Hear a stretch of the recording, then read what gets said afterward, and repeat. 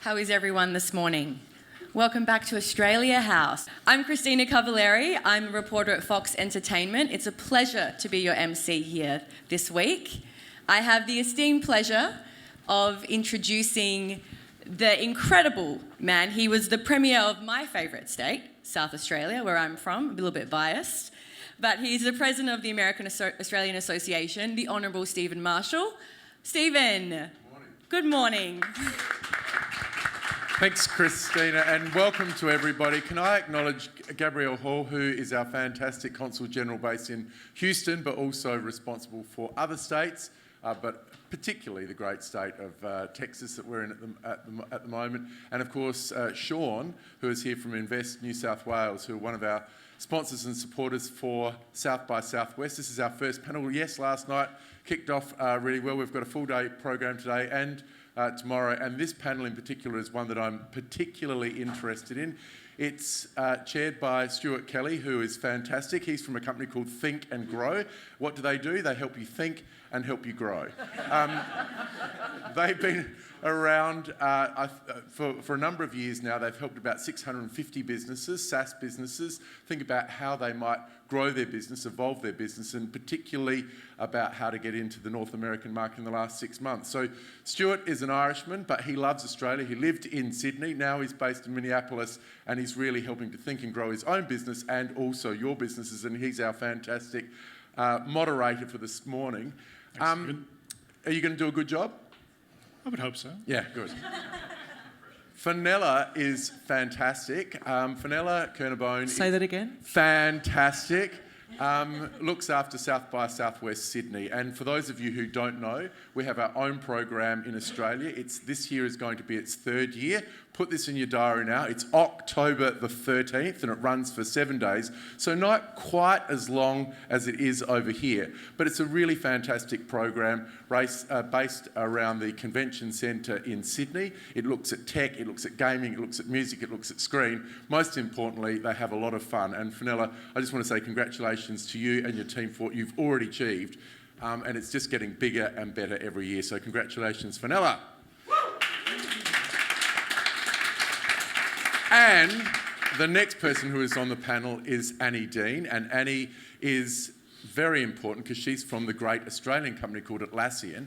She's based in New York, which is one of my favourite cities. You can only say one of when you're actually in Texas. You can't say my absolute favourite, but she is based in New York. We absolutely love Atlassian. They are sort of global ambassadors for Australia in everything that they do. Annie looks after mobility in particular. What's your program called again? Team Anywhere. Sounds pretty good, doesn't it, really? So she looks after Team Anywhere. We're really interested in what they're doing with Tech Central in particular and how they're managing workforce globally with their Team Anywhere orientation. And of course, Richard Fifita. So Richard is from a company called Veyor, which he tells me is like conveyor, but without the con. So that sort of sounds like your high integrity there. We're really interested in what you do. Also SaaS-based, started in Australia in 2019, came over here, was looking after clients remotely with their SaaS product, which improves productivity in workplaces and work sites. Absolutely fantastic. They've been growing so rapidly here that they've set up a site in Austin. So it's a great Aussie success story. Stuart, over to you. Very excited about this panel. That's great. Thanks, Stephen. Thanks, everybody. So yeah, I think we can all agree that the way we work has changed a lot in the last number of years.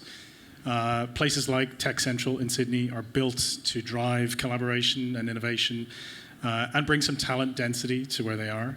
But with teams distributed more than ever, perhaps with hybrid, in-office, fully remote, that can be challenging. So we're going to explore how do ecosystems, cities, and companies make the most of today's and the future's work environment. So, general question for the entire panel to begin. The return to office debate is certainly alive and well, certainly here in North America more recently. I'd love to get everyone's thoughts on that in general and what everyone is maybe getting right and maybe getting wrong about that debate. I don't know who wants to start. Perhaps Annie, if you could kick us off. Absolutely. This is my favorite topic. So at Atlassian, we have a program called Team Anywhere. At the core of that is the idea that we prioritize how work happens as opposed to where work happens. It means that our employees get to choose where they work from every day, and sometimes they choose home, and other times they choose one of our 12 offices globally. I think sometimes people think that because we have a distributed company, which is what we mean when we say that people can work from many different places and that work primarily happens online, that we don't prioritize our offices, but that's not true. We are building a incredibly innovative headquarters in Sydney. It's the largest timber construction building in the world. It's incredibly sustainable. It is amazingly innovative.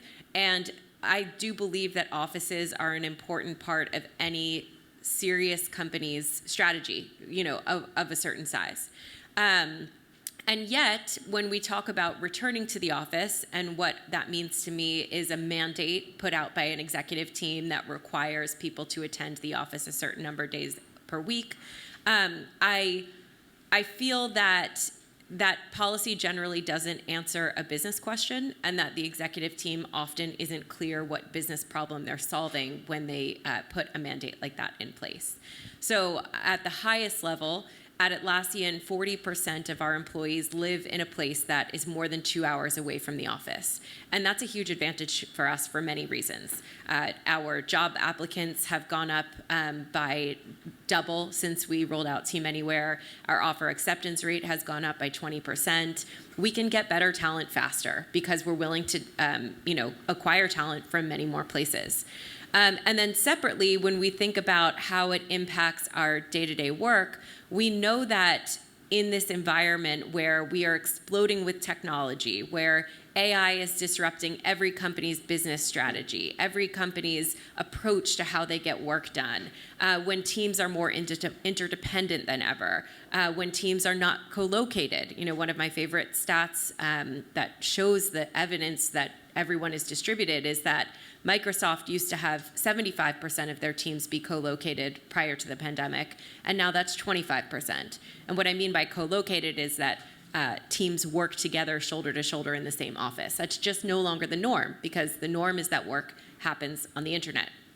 And so when we think about how to make companies resilient, strong, and effective, we know it's about how to work differently using the internet versus asking people to come back to the office, because work just doesn't happen in the office in the same way that it used to. So I think that it's important that we consider that there's not a forced choice between the productivity of a company and the preference of our employees. It's actually a win-win for both, as long as we're focused on working well using the tools that are available to us. Awesome. Thank you. Richard? Yeah, I guess if I can add to that from a startup's perspective, like we have 30 people overall, 7 people in the Austin office, but that's about to double towards the end of the year. The rest are in Sydney and like a small team in Indonesia as well. But I guess what everyone agreed on, we had our first, team kickoff where we flew over everyone from America and Indonesia, and everyone agreed that that was like the best week they ever had within our company. Everyone just loved being around each other. The collaboration was just on another chart. People were hanging out, and we just had so much productive workshops as a team. And I think it goes back to, when you're so early, you really need those kind of bonds to form, and those bonds don't form over a Zoom call. Being around each other is quite critical when you're at early stages of a business, and it's very much like a roller coaster. There's so many points when people are probably like ready to resign, and they're like, why am I wasting my time here? And then suddenly you get all these big contracts, and everyone's like on a high, and it was like, wow, we're going to the moon. And so I feel like when you have those bonds and you have a really tight knit team, that comes best when you're working around each other. And I find that it's hard to do that in an early stage business. And so when we've been growing the team out here in Austin, we've had a sort of mandatory 4 days in the office, and we know that that's going to rule out a lot of people, but we find that it's so crucial to sort of establish the culture of our business as a small new team here in America. And so So far, we think that that has set us up in a good direction. But I do acknowledge that hopefully one day we'll be at the same size as an Atlassian, and then we can maybe do our team anywhere, our own Veyor team anywhere policies. But for the moment, when we're establishing ourselves and trying to make sure that this culture is consistent, whether it's the Indonesian office, Austin office, or Sydney office, I think it's quite critical that we get people who want to be around each other, that will turn up, because I find that that's the best way that a business works together. Yeah, I tend to agree with you. I think I love this idea of not being a mandate. You need to make the office a magnet, not just a mandate. And that when you are working, your teams are coming together, that they're able to have really high value interactions, which is what you're sort of talking about, Richard. And I think that ultimately what I've been learning and what I also believe in is that flexibility is really, really key in order for us as teams to be able to achieve our goals, but also to be able to work hybrid or at home so that we can actually do the hard thinking work that we have to do.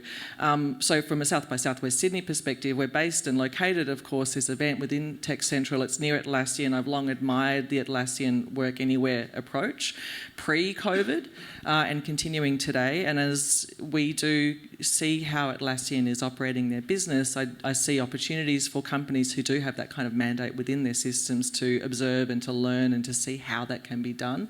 So it's by leading by example, not just Atlassian, but other workplaces as well. The opportunity is there, and as we have this incredible city of Sydney with all these amazing hubs and co-working places, the opportunity for us to be able to do that as individuals is really quite amazing. And just from a South by Southwest Sydney perspective, what I notice is a bit different in some ways to what I'm seeing in Austin, is that people came to our events and they worked from our events. So not only did they go and look at sessions and observe it, but there are so many people milling around on their computers, working during the day, dipping in and dipping out. So we're using the opportunity to connect, to collaborate, but also to work in a flexible way. Perfect, thank you. Beyond the return to office debate, which obviously is its own thing, what else are you noticing in terms of workplace culture shifts that are driving the need for and the evolution of places like Tech Central? When I think, I love what you just said, Fenella, about magnet, not mandate. And I read it somewhere. It's not my line. I'll pretend it's mine. But great artists steal. And what we have seen is that when you set it up like a magnet, it actually does work. So, for instance, if you live in San Francisco, you probably go to the office 2 times a week. So people are making this choice. But I think that's because of a broader shift in our workplace culture, to answer your question, which is that we treat our offices like a product, and we organize our operations, our understanding, our design, and our method of operating and planning for those offices as a product. So we think of our visitors as users, and we measure our visitors where they're coming from. We understand our attendance every single day. We look at what drives attendance. We understand where every visitor comes from. So as an example, we found out that 50% of the people visiting our New York City office were coming from more than 2 hours away, meaning that they were coming more in the sense of gathering. So like you mentioned, we have an intentional gathering program because we have to keep people connected. And so that means people come to the office for 2 to 3 days per week and sit in working sessions with their working team, and they have this amazing collaboration experience. And that sense of connectivity in our data remains for 4 to 5 months. So we know if we bring people together intentionally like that, it's going to be a much stronger impact than daily office attendance, because you're bringing the right people together to connect at the right times. And anyway, when we looked at our data, we found that 50% of the people in New York were there for that use case. So we redesigned our New York office to better support those types of gatherings. And I think one of the big challenges of workplace design at the moment is that there's not product market fit in the design. The offices don't yet reflect how work should or needs to happen. And so by treating our offices like a product and being extremely data-driven in our choices and our designs, and being very hypothesis-led about how things need to change, we can build those magnets as opposed to trying to get people to come through mandates. That's great. Richard, anything? I guess just with the trends around work from home. It's definitely now more of an expectation than a must for like SaaS companies anyway. It's and I guess you can't just force everyone to come in 5 days. But what I have seen too is a lot of people that we interview that have previously been sort of a work from home at a work from home business previously, like they are actually itching to come back into the office. But like again, people have also gotten used to having the flexibility. So it's you're kind of going to always be in the middle. And I guess as you can tell, I'm very anti-work from home, but I acknowledge that that's not the way of the future. So I've had to bend a bit on that. So yeah, definitely seeing that more. And another interesting point too was someone that we interviewed said that because he was part of the remote team, he felt that he was missing out on opportunities. So he was in Austin, but the main office was in New York, and he felt that because they were all closer to the core management, that he was kind of being overlooked for certain advancement opportunities. So I think that's also a consideration around to factor in with the work from home culture is like, how do you make sure everyone has access to management, that don't feel left out, that don't feel like opportunities aren't there for them? And I wouldn't say there's a perfect answer for that yet, but that's definitely something that I'm seeing pop up more and more. Yeah, I mean, I sort of agree with you. You know, I worked from home for almost 15 years before I actually started the job that I'm in with South by Southwest Sydney, and I have a house 3 hours south of Sydney, so I've had to find somewhere to live in the city in order to be at work, in order to talk to my teams. But I really love it now. I love going in, but I equally love the opportunity to get away. And I think you were talking about design, the design of Atlassian, and to be fair with Richard, like the cost of actually doing refit outs to actually enable that kind of connection, it's a lot. So I think our cities, and if Sydney wants to be an innovation city, and in fact it is, then maybe more opportunities for those happy accidents and collaborations to be designed within our city would be really useful, including free Wi-Fi, somewhere to plug your computer in, somewhere to gather that's not out in the sun so we don't get burnt, all of the things that we actually need. That's, I mean, again, back to South by Sydney, that's 1 week where you can do that because you have permission to go into the convention centre or to sit at UTS, which has gathering spaces. But imagine if we had that as a design within our city. If I want to go and talk to my team and do an offsite, I go and rent a space at the State Library, which is also part of our beautiful city, because we can rent a room for 2 hours and we can have a conversation, and then we can go upstairs to the bar and have a drink and connect. So again, it's about those valuable interactions that we have to have as workers and as people. So I think they're the kinds of things that are really crucial, you know, to this hybrid work. And the other thing is that we demand it. Like I'm working with much younger team members now, and in my team it's a combination of in the office, but also I have one team member who's brilliant, but when she started, she said, I need to work from home 2 weeks out of every month. Can you accept that? And I went, of course I can. Let's try and make that happen. And so I'd like to pretend that I do run all of South by Southwest Sydney, but I don't. I look after the conference. So Simon Carl, for example, is our co-managing director. He's just here. He gets to do all the budgety stuff. But yeah, it's right. But in consultation with the executives that you were talking about earlier, to be able to have that chat to help lead the way to say this is actually what we need with our teams, we have to be flexible, is really key, because it comes back down to what they want, which is work-life balance, and they want to have a really good mental safe space as well, and work has to do both. It's interesting just to react to that for a minute. It sounds like we can hear that there are things that are changing and our spaces need to keep catching up. So it sounds like we all acknowledge that people expect greater flexibility. We all acknowledge that people want the opportunity to gather together, to really deeply collaborate. And our offices haven't yet figured that out yet. You know, we need most work that's happening is still virtual, even when things are in person. Yeah. And the space hasn't quite, changed. And our cities themselves are lacking some space infrastructure to catch up with how things are changing. Libraries, for instance, are a great place for people to be able to collaborate. And I'll never forget that I was like, did the universe send this guy to me? Because he was walking out on the streets of New York City. He looked totally frantic. He was holding a computer and a charger in his 2 arms. And he was saying, where do I work in this city? And I was like, it's funny that you're asking me that. But I don't know, actually. He was like, should I go there? I was like, that's a bar. He was like, there was no hotel. There was no place to direct him to. It's funny. Sorry, I was in that same position in San Francisco a few weeks ago. Yeah. All the cafes were packed. And then or they say no laptops. What's that? Now, or in New York now they say no. But then I actually stumbled across some spot called Neon where it's actually almost like a come in and go co-working space. So you just pay for the hours that you're in there.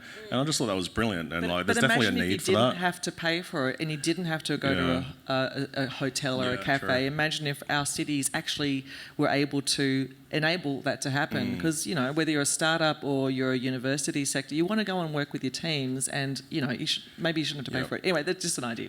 And just one last point, since you touched on universities, I think probably the other point when I said lack of access to management is one of those issues around work from home, but also graduates and interns, that's just really hard to bring them into your business.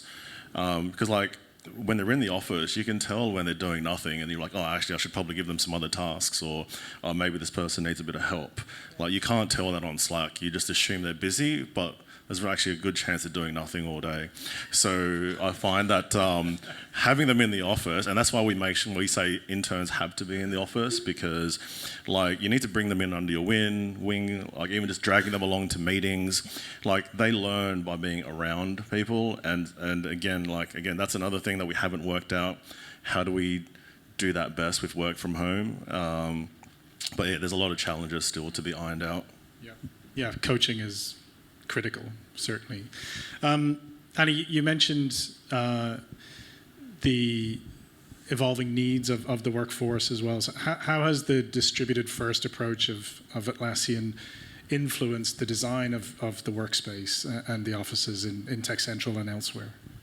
Well, Tech Central is very interesting. I mentioned that it's the largest timber construction building in the world. It's rooted in a new location in Sydney known as Tech Central. So we'll be building an entire governmental ecosystem around the building to bring greater tech talent, especially university talent, into that office and into that neighborhood. So it's really it's a big transformation project, which, by the way, is interesting to manage and staff. And what's interesting about it is we are running experiments in all of our global offices to understand how work is changing, so that as we commit to our workplace design program at Atlassian Central, which is the name of our building, we can hopefully bake in designs that will go the distance for the next 2 decades, as opposed to be outdated the day that they start. And some of the things that we've experimented with is etiquette-based spaces. So we have a hypothesis that, when you think of an office, you think of a desk. And we tried to really disrupt that in our Austin office by having only 77 desks for 6 floors of space. And that didn't work because there wasn't enough capacity for what we call get shit done work. Everything was optimized to collaboration. And we needed to make sure that we corrected that across our portfolios. So we actually did an analysis where we looked at every single desk across every single office to understand how well utilized it was. And we started to come up with a ratio because we could see that where the behavior was kind of optimal, where people were having a good experience, the ratio was about 65% oriented towards get shit done. That was surprising to us because we thought of us wanting to really disrupt with hospitality to create many more open kind of hotel lobby spaces, and those are now a critical and necessary part of all designs, but they're not sufficient to make an office work because you really need to think about how to get people to be able to get shit done. And the last thing that I'll say is we've studied that people want more focus time. The open desk plan really doesn't work. So we created these etiquette spaces where you walk in and it's very clear that it's a quiet space where there's no talking. So that started working. But then we also realized we had to make those quiet spaces adjacent to kind of individual office spaces that you could use by the hour so that people would have the opportunity to be able to be loud, get on their Zoom call without having to go far. Because if they have to go too far and they only have 2 minutes to switch before a meeting, then they're not going to use the quiet space. So it's figuring out all of these different kind of puzzle pieces and then also how the puzzle pieces fit together. And that starts to be the design for a truly modern office. We made the mistake of putting the ping pong table near the boardroom, so then it just sounded like there was just a non-stop party in the office, whereas it was a Zoom call at lunchtime, and the not guys the best message for investors. Yeah, no, this is not a good idea. So then we shifted the ping pong table to the other side of the office. So that was some learnings on interior design management. It's funny, there was a ping pong table in our office too, just outside the boardroom. It sucked. You just lost the ping pong games, that's it. Richard, with presence in both Austin and Sydney, are there any interesting kind of takeaways you have in what's being built here in Austin that is either replicable in Sydney but not there yet, or something that you think Sydney does differently and perhaps more effectively than what you're seeing in Austin? To be honest, I actually think they're quite similar in terms of the way it's set up. And I was just talking about this earlier. There seems to be these different phases in your business evolving. You've got that early days when you're 5 or 10 people. You don't have enough money to sign like a 5-year lease or a 3-year lease, so then you're at the co-working spaces, and they tend to be around downtown, and we're in there at the moment. But then now we're looking at where do we move to next, and so we've been looking at East Austin, where the Atlassian offices are, and there tends to be a lot of them there. But then there's also up north where I can't remember who it is. I think a lot of the bigger corporates, Google's campus is up north as well. So you end up having these geographies, but they seem to be more around how business almost moved from downtown to out east. There are startups out east as well, but I guess one of the ideas behind Tech Central is to try and keep the different stages of the businesses together. Obviously, that's still forming. We're in Chippendale, so we're in the Tech Central precinct, and what I really like about it is that I can connect with other founders who have more progressed businesses, share ideas. To go from downtown to North Austin or to out east, it's a bit of a drive, whereas just walking a few blocks to have a coffee with someone makes it a lot more easier. People will make an effort, etc. So I'd say that I like the concept behind Tech Central and what they're trying to do. I don't think that is here, and that would be pretty cool if we could have something similar here. I know San Francisco does a lot of these events. There's a lot of startup events, and we're seeing more of that starting to happen here. So these industry events, I think, are a good avenue to mix up with other businesses and so forth. But I'd say if you're looking at it from that sort of city planning perspective, from a startup's perspective, it would be nice to be closer to other businesses that are a bit further progressed or close for that collaboration piece. I don't think that that's been achieved yet, but I think with what Tech Central is doing, I really like the direction that that's heading, and that would be really good to try and replicate here as well. Fantastic. Fenella, picking up on that point, in terms of driving collaboration and a sense of community, whether it's Sydney or somewhere like Austin, what do you think the importance of South by Sydney is, given that it takes place within the CBD and throughout Tech Central, in really fostering that further? Yeah, I think it kind of mirrors the beauty that Tech Central actually offers, and it's great almost to hear that Sydney is leading the way in beyond Austin with that kind of opportunity for you to have the intersection and the collaboration that you need or you needed as a startup. And I think that's what Tech Central is. South by Southwest Sydney in itself, it's a global brand. It's an incredible event. Austin is just buzzing this week. You're running into so many different people. There's, I bet there are business deals taking place. Everybody's having fun, and connections are happening all the time. So we have that in the Asia Pacific. We have that in Australia and in our region, and we can do the same thing. So, everybody's flown to Austin. They don't all live here to come and do deals and to do business in this one city and to go and be inspired and to learn. people can come to Sydney in 1 week, global voices, Asia Pacific voices, Australian, New Zealand voices, in one moment to do the same thing. And we have that focal point to be able to connect those dots within the startup sector, within the tech sector, but also beyond. It's not just about the tech sector, it's the creative industries, it's, business and leadership conversations, it's people that are working in energy and quantum, where we are in fact leading the way, right, in terms of the companies that are in Sydney itself. So again, it's almost hard to kind of express how important it is to know that there is this 1 week in the year that is a global opportunity for Australians and internationally to get together and to have those sort of critical conversations, not only with the tech sector, with the higher ed sector as well. It's all there in Tech Central, and that's where South by Southwest Sydney is. We have lots of events throughout the year, but this is that one thing that does it all the time, and we're seeing it here in Austin, and that's kind of why I'm in it, why I'm really passionate about it, because this is the stuff that I've kind of been dreaming about for a really long time. How do you get the screen industry to talk to the tech industry? How do they do funding? Can we have a conversation about that? Because there's lots to learn that I don't normally get to do that. So we get to do that with South by Southwest Sydney. Wonderful.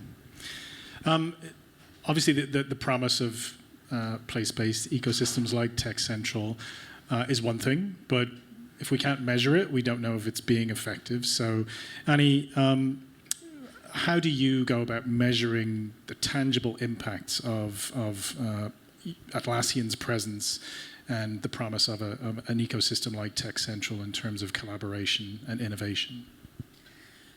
I think we have a long way. We're early in our journey on Tech Central, and it'll be interesting to see how a place like Atlassian Central, the office, can be a magnet in order to attract talent and continue to make a statement within Australia that tech can thrive in Australia, that tech talent is, there's a lot of tech talent in Australia, and I think we want to be part of that conversation.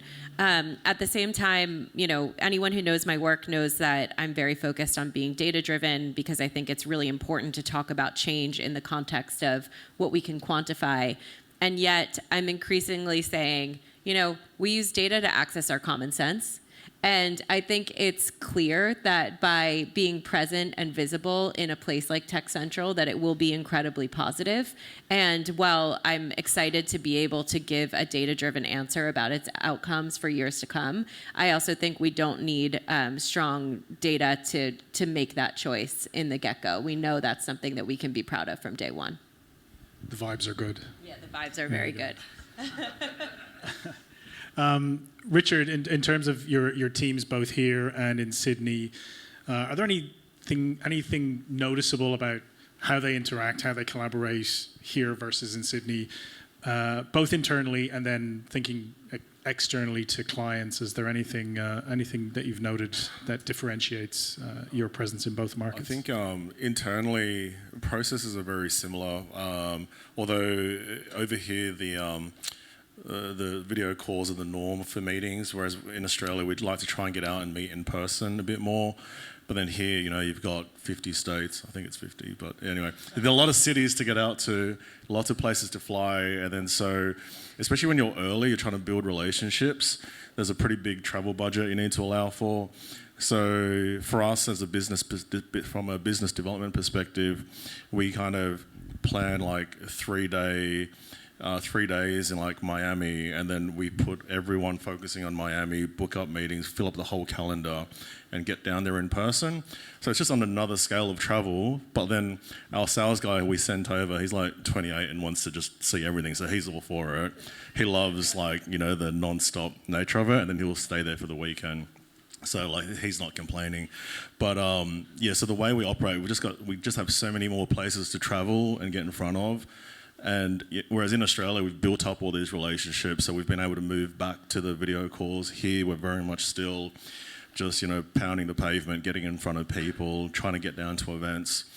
So dealing with the clients over here, we're spending a lot more money trying to get in front of people. But then probably the challenge, Australia is, I think as we can all appreciate, not the best for time zones, and so you kind of have to establish during the interview process that this isn't a 9-to-5 job. You're going to have to be staying back to do calls to Australia with us, and That can be difficult from a hiring perspective. But again, then you got to obviously like sell them on the opportunity and etc. And normally if they're excited about what's involved, you're growing a global business, we're expanding into the UK, the US, etc. People, I think, when you position it as the fact that look, we're a global business that's growing and we're very ambitious, like this isn't 9 to 5, it filters people out pretty quick. But I'd say that that's probably the hardest point, is now having multiple time zones to coordinate with. Yeah, definitely tricky.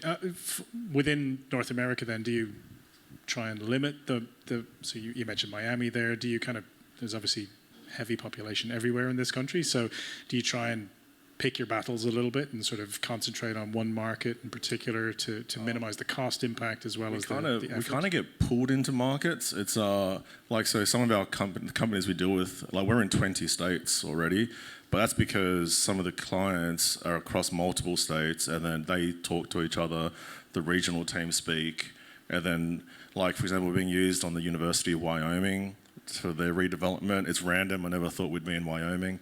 I thought I was pointing at Wyoming when I was talking about it in presentations, but apparently I was pointing at Wisconsin. And so like, I'm still learning all the states. So we're getting pulled into all these different areas. So you don't really have a choice on where you focus. You kind of go where the clients have demand and so forth. So so it's a good problem to have, but it's obviously very challenging. And that's one of the reasons why we chose Austin, because it's easiest to coordinate with the East Coast and the West Coast, and it's still pretty good to coordinate with Sydney. It's actually like a great business for coordinating between the Sydney office here and getting full coverage of the US. Yep. Thank you. Sorry, were you going to say something? I was just going to say, I'm curious about the time zone conversation that you brought up, because Atlassians work anywhere. What about working any time? Because that's a challenge, even for myself. It's meetings at 10 o'clock at night, 6 o'clock in the morning. You have to kind of get up and do it. So we have a bit of a challenge. So how does that work for you? It's a great question, and one of our biggest challenges. Team Anywhere can be a little bit of a misnomer because we don't literally mean anywhere, and I think it's important that people and leadership has the confidence to remind people that if you are working in California, you can't just move to London, because that really changes your collaboration norms, right? So the way that we think about it is think of the globe like a map, flat map, and we draw 6 vertical stripes on it. And within each stripe is hundreds of miles of vertical distance that are all on the same time zone, right? So if you have your most early career folks, people who are a couple of years out of university, then you want them to be in one stripe as their manager. So they can live hundreds of miles away, but they have 8 hours of working hours overlap with their manager. If you're a more typical team, you want to be in 2 adjacent stripes, because that means that everyone on that team, again, this is all of the United States, can be many hundreds of miles apart, but they have at least half of a working day overlapping with one another. So it's about 4 hours of working hours overlap. And if you are in 3 stripes, then you have about 2 hours of working hours overlap, which kind of depends on time zones too. Welcome to daylight savings time. And that means that really that can only work for your most senior people and for your most mature businesses. So when you are in a builder mode, when you're in an amorphous creator mode, you want more overlap time. So we find that by following that model, people have a lot of choice in where they live, and you don't have to assign people to offices or organize your organizational design by office, but you do want to tie your organizational design to collaboration. And I do think that this is one of the really interesting opportunities of distributed work, because as you move north and south across those stripes, there's huge cost variability in talent. There's huge variability in talent access. And so you can end up having a really different cost ecosystem and talent availability ecosystem if you follow the collaboration pattern, as opposed to, for instance, partnering with traditionally low-cost labor sources, which, of course, in Atlassian and most enterprise companies we still do, but I think there's an opportunity for the future to think about it a little bit differently. That's great. It's kind of like an extrapolation of Richard's point around interns needing to be Yeah. closer to their management, right? So Absolutely. These things are real, and they need a solution. Fenella, we're a few months out from iteration 3 of South by Sydney. Not a few months, please. 7 months? I'm stuffed if it's 3 months away. What have been the key takeaways so far, and what are you most looking forward to in October that we should all be excited for? Yeah, I mean, I think you were talking about data before. We did our year 1 event, and we always use the phrase, building the aeroplane while flying the aeroplane. So, like a lot of startups, it was like that, and it was pretty insane. And then we kind of had to model the event on Austin, of course, because it was our very first year, and it still, of course, is very much the DNA, the blueprint of this incredible event here in Austin. So year 2, we made some sort of strategic sort of changes. We call it, what is it, the sophomore album, the second album. So you kind of make it kind of similar, but don't change it too much. And then year 3, I think we really do get to kind of build on that model. So from a conference perspective, whilst we still, a really simple example, while we still have our tracks, like Austin has 23 conference tracks, and we found that pretty unwieldy for many, many reasons, but conceptually still really important. So the conversations are about tech and innovation and fintech and commerce and 2050 all those things are really important, but how do we make it more logical for our audience? And we've got the data to back it up. I had an old boss years ago who used to say, don't bring a hunch to a data fight, which I quite like. I give it to you, it's a good one. And so now we have the information. We've got 2 years of data of audience numbers, participation, how people are showing up. We've got the surveys, and we know what's working better for Australia audiences, because that's the predominant audience, New Zealand audiences and APAC, and then those global delegates that come, and that includes the speakers. So we can group some, for example, our tracks, our conference themes into verticals. We've got our tech and innovation vertical, we've got our business and leadership vertical, future and sustainability. We can focus in on the stuff that's important to our region, whether it's about energy or climate, design, a big favourite of mine, transport, those types of conversations. So we can do stuff like that. So I'm looking forward to that part of it, some shifts in it. The other thing I'm looking forward to is just bringing everybody together to talk about amazing ideas in October. Last year, I think all up, there were more than 1,200 speakers. There were more than 450 sessions, which seems like a lot. It's much smaller than this one, of course, but we get to bring everybody together, and just that buzz walking through the convention centre out in Tumbalong Park, that's where the party is, where the music happens.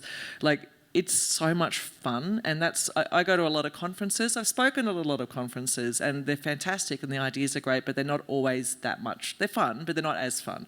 So I can roll out of this event myself, or you can as an audience member, go down to Tumbalong Park, have a drink at one of the beautiful brand activations. Maybe you might see an Indonesian heavy metal band on the public stage at night. Maybe you might head off over to do a workshop during the middle of the day, get a free coffee. The one here's lovely, by the way. And then go and watch a movie, but also at the same time, you're not only seeing the fantastic talent of what you're seeing, which I love, is the future. So we get an opportunity to not only showcase what Sydney has, the innovation city has, and the incredible tech offerings on offer, but to see what is coming, so what's next. And so I think that's what I'm most excited about. That was a great pitch. That was great. Caroline, did that meet your needs as a pitch? Yeah. Oh, good. Oh, really? Great. I'm in the startup. Oh, we've got a startup pitch too, mind you. So there's our winner of the startup pitch just over here. He did his startup last night at the startup pitch. Congratulations, Stefan. And steered by the incredible Caroline Pegram, who's the head of the Tech and Innovation Festival, so curates the tech and innovation components in the conference, but also lots of other stuff that you see, including the startup pitch. Thank you. Annie, I would love to hear about any lessons that Atlassian has learned this journey so far, and clearly it's early still, and then how those might translate to advice for other organizations, whether they're startups or Fortune 500 companies or ecosystems themselves as they think about going on their own journey in this direction. Well, highest level, I think there's two lessons about doing this work, which is one, you really want your CEOs to believe in it. And we have had two incredible leaders in Scott and Mike. Now Mike is our sole CEO, but Scott continues to be a huge advocate of this type of working. And their belief was, we're a 100-year company, and when we look 10 years into the future, we can see that the world is going to be more distributed, not less. And so why not get ahead of this now? It also really helps to be at a company where what we build and how we serve customers is part of the solution. So one of the things we like to say is that we, live the future of work, or build the future of work for our customers by living it ourselves. And that really helps. The second thing is that if you want to do things differently, you actually have to design it, and that means you need people who are doing the work. I spend a lot of my time in hypotheses, proving out hypotheses with data and research, teaching my team to be experimental, and I'm fortunate to have a large team that covers, a large set of topics ranging from how we design, build, and operate our real estate to a research team that studies how work happens so that we can figure out how to work differently, to talent considerations and org design and, partnering with things like recruiting in order to enable our company to truly operate differently. So tops-down support and actually resourcing the work, I think, are two big, I think that's why you don't see as much proliferation as we should, because those components are missing. And then I think about what we've learned in the work that we've done. We've definitely learned that you need to be focused on connection and effectiveness. So I think we want to eliminate the polarity by saying we are distributed does not mean we don't believe in offices. By saying that we work asynchronously does not mean that we don't believe that connection is important. Connection is one of the most important things that happens in a company. So you have to balance these two pieces of being connected and being effective and productive. And the last thing I'll say is that there are cohorts in a company that need more attention. For us, that is both our earliest career individuals, so the folks who are 2 years out of uni, and then our most senior leaders, because this is a very big change for people who have had 20-year careers and have been running their careers off of PowerPoint presentations. We don't use PowerPoint, we don't use email, we don't have meetings unless they are very well-architected meetings. And often we can't have meetings because we're coordinating across such wide ranges of time zones. So it means that we have to be really thoughtful about supporting those groups. We have created in-person onboarding settings for our engineers, and we have really built learning experiences and growth experiences for those individuals that tend to be in person. And on the leadership side, we have things like ALGX. ALG is called Atlassian Leadership Group, and it's the most senior leaders at the company. So we have a different way to engage those folks and teach them, about our strategy and get them up to speed. So those are a couple of lessons learned. Perfect. The last one is that it's working. It's working for our There you go. company, That's the biggest and lesson. we continue to buy into it. Yeah, wonderful. Richard, the construction industry, a traditional sector, shall we say, maybe has been slow to adopt technology, heavy in-person nature to the industry itself. How do you see Veyor and other innovations within the industry driving change in how the industry interacts and just the roles within the industry? So obviously being ex-industry, I guess people have a lot of preconceived notions about the construction industry, but there's very much two sectors. You've got your office teams and you've got your site teams. And previously, all the solutions were very much tailored to the office teams, but we've seen this sort of trend over the past few years that I guess the proliferation of social media, you've got all the old timers, kids have now put them on Facebook to stay in touch, and so they're becoming more tech savvy. And then whenever I have meetings, even today, I still have people asking me, are you sure these guys are going to use it? I've got concerns if anyone will actually use your app. And I always just say to them, I can guarantee you that at least 9 out of 10 of the guys on site have sports betting on their phone. And I always say, if they can do like a complex multi-legged bet where they're looking at the odds across each different sport and then maximizing potential return on the app, I was like, if they can do that, they can use our app. And so everyone's always like, oh, actually, I guess, yeah, everyone's mobile tech savvy these days.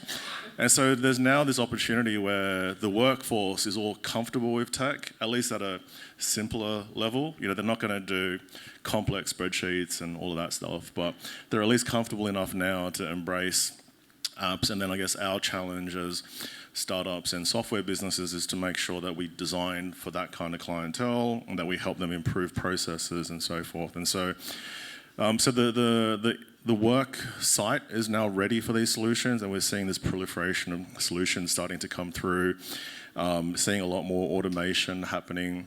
And then even like on our example, like because we're a planning and collaboration tool, previously they would have meetings in front of heaps of whiteboards. Everyone would get around the whiteboard and talk through the plan. Now they're using touchscreen TVs, scheduling things in on our system on the touchscreen TV. People might dial in, but then you don't need as many people standing around. They're all notified instantly as the plan changes and so forth. So we're seeing the site teams are embracing tech. Things are getting a lot better.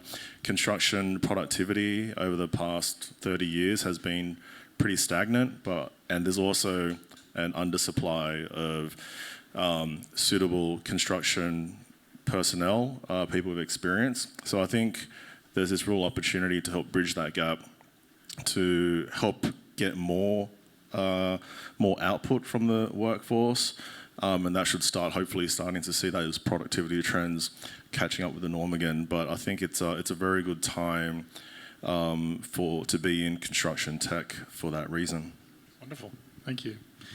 Fenella, last question from me for you. South by Sydney obviously kind of holds the fort for Asia Pacific in a wider sense. So we'd love to hear a little bit more about how the broader region of Asia Pacific is facilitated by South by Sydney, and how you drive innovation and collaboration across the region. I mean, I think that's the ultimate goal, right? If we're going to celebrate Sydney and Tech Central and this innovation kind of city that we have, is that we are able to be one of those focal points, as I was saying earlier, to help bring it to our city. I mean, this opportunity really just to use Sydney as that bridge, Australia as that bridge between what's happening in Asia and the Asia Pacific and Asian countries, because culturally, of course, Australia has so much synergy with the US and the UK. So we do have a really good opportunity, I think, in Sydney, but also in South by Southwest Sydney as a kind of a promotional thing almost, to kind of bring that all together so that companies can kind of come from Asia to Sydney and from the US to Sydney, etc., and Sydney companies as well, to basically to do business, so they can kind of start softly almost, if that makes sense. I think there's a lot more to go. Like year one, obviously year two, year three, we can build on this, and I think we've seen that as it's grown in Austin over the last is it 40 years? It's kind of crazy. It's evolved. So Sydney, we've got a long way to go, but I'm pretty excited about the opportunity that it has. Again, like an artist finishing a painting, sometimes it takes a competition and a deadline to actually get it in. So having a startup pitch, having a big, huge event that's a bit of a party in a moment in October when it's pretty sunny, it's not all sandy beaches and sandy-haired boys and girls. It's a culturally diverse mix in our city. It is beautifully diverse, not only across the tech industry, but across all industries. And so we always say we're so much more than our beaches. Isn't that nice? But we're also super smart, right? We're a smart city. And this is an opportunity in October to show it. Well said. Thank you. I think we might have 60 seconds if there's a quick question from the room. Yes, this gentleman up here.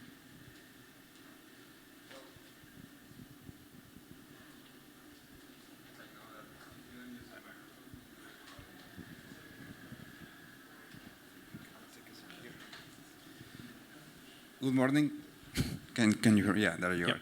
Okay, good morning, all of you. Thank you for sharing your knowledge. I'm very thrilled and excited to be here because I work for an Australian company called Disrupt. I'm the head of digital there.